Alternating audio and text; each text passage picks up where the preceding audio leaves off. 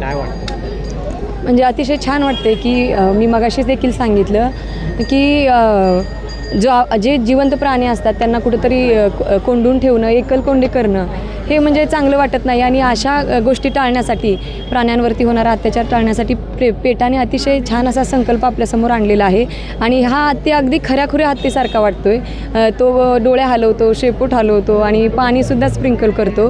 तर त्यांना मी खरंच म्हणजे मनापासून धन्यवाद देते की हत्तीची जागा म्हणजे आपली जागा कशी आपल्या कुटुंबासोबत आहे तशी त्या प्राण्याची जागा देखील त्याच्या कुटुंबात आहे. म्हणजे पेटाला तसं बघायला गेलं तर साक्षात विष्णूंनी सद्बुद्धी दिली आहे असं मला वाटतं. कारण भगवद्गीतेमध्ये एक सगळ्यात महत्त्वाचा श्लोक देखील आहे, गजेंद्र मोक्ष श्लोक.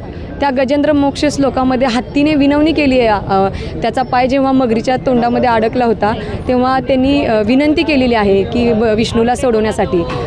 तशा प्रकारे या हत्तींना देखील त्यांच्या जाचातून कष्टातून मुक्त करण्यासाठी पेटाने पुढाकार घेतलेला आहे आणि आज त्याचा प्रत्यय आपल्याला समोर आलेला आहे. अतिशय आनंद वाटतोय. आषाढी वारी येते, काय वारकऱ्यांना काय? आषाढी वारीनिमित्त मी वारकऱ्यांना म्हणजे आमच्या नगर परिषदेच्या माध्यमातून असू द्या किंवा मंदिर समितीच्या माध्यमातून ज्या काही सुविधा पुरवल्या त्या अतिशय चांगल्या प्रकारे पुरवल्या गेलेल्या आहेत. वारकऱ्यांना एवढंच आवाहन करेन की येणाऱ्या वारीमध्ये आपली वारी आनंदमय आणि सुखमय जावं. येणारा प्रत्येक भाविक भक्त वारकरी जितक्या आनंदाने इथं आलेला आहे तितक्याच दुपटीच्या आनंदाने परतीच्या मार्गावरती जावा. येणाऱ्या काळामध्ये पाऊस वारा ह्याच्या प्रत्येक गोष्टीचा आढावा घेऊन तुम्ही प्रत्येकाची काळजी घ्या, तुमच्या आरोग्याची काळजी घ्या.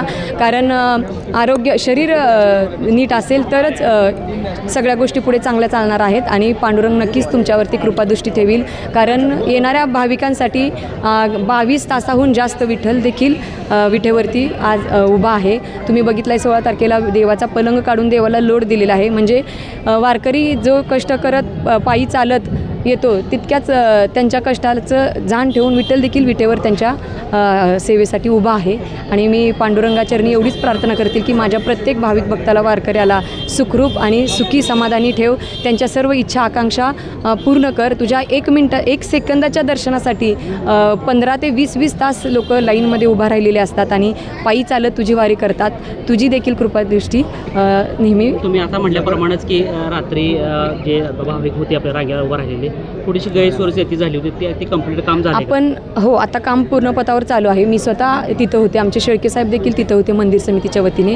ॲक्च्युली आपण जेवढी रांग केली होती त्यापेक्षाही जास्त भाविक वाढल्यामुळे आपण त्वरित तिथं कारवाई करून दर्शन मंडपाचे जो बॅरिगेट होते ते वाढवण्याचं काम चालू आहे. तिथं लाईट सोयी सुविधा नव्हत्या, त्यासुद्धा रात्री मंदिर समितीच्या वतीने तिथे लावण्यात आलेल्या आहेत. नगरपालिकेच्या वतीने पूर्ण नगरपालिकेच्या वतीने देखील वारकऱ्यांसाठी संपूर्ण प्रशासन सज्ज आहे.